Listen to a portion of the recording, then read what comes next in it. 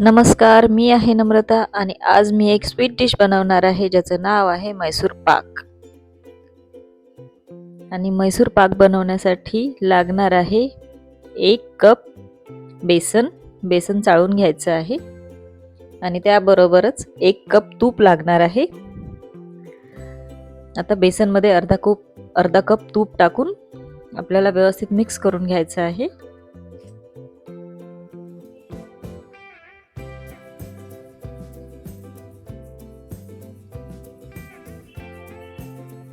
थोडं थोडं तूप टाकून बेसन भिजवून घ्यायचं आहे तुपामध्ये पूर्णपणे.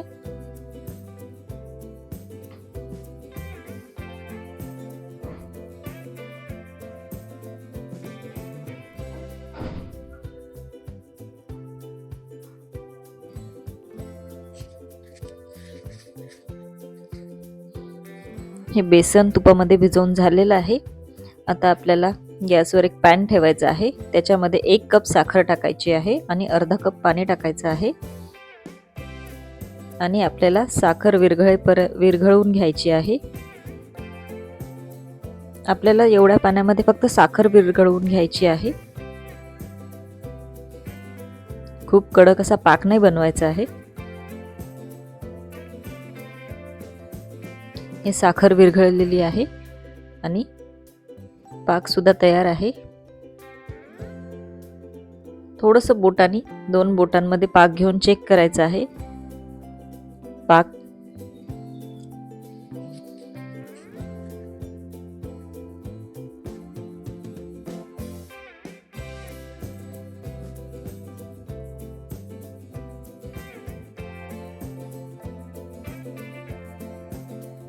घट्टसर पाक तयार आहे, घट्ट झालेला आहे. आता याच्यामध्ये बेसन टाकायचं आहे. जे बेसन तुपामध्ये भिजवून घेतलेलं आहे आपण ते.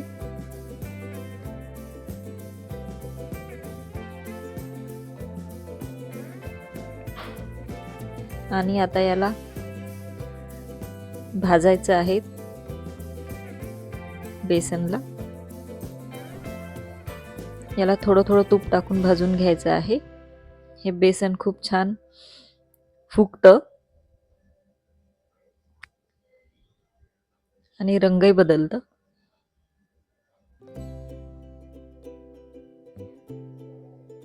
पाहू शकता कसं फ्लफी होत आहे छान हे बेसन. थोडं थोडं तूप टाकून याला भाजून घ्यायचं आहे.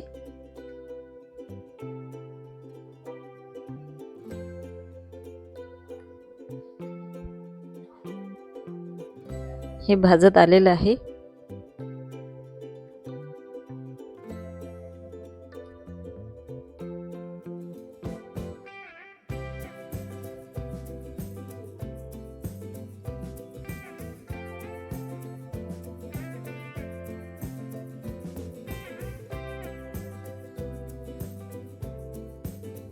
हे बेसन भाजून खूप छान फुगलेलं आहे.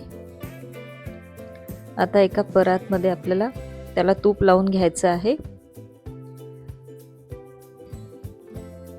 आणि त्याच्यामध्ये आपल्याला हे मिक्सचर टाकायचं आहे आणि पसरवून घ्यायचं आहे.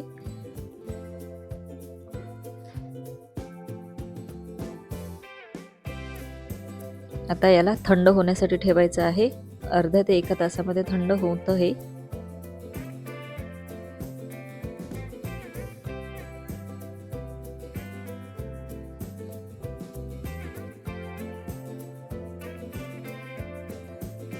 हे थंड झालेलं आहे. आता आपण याच्या वड्या कापून घेऊया.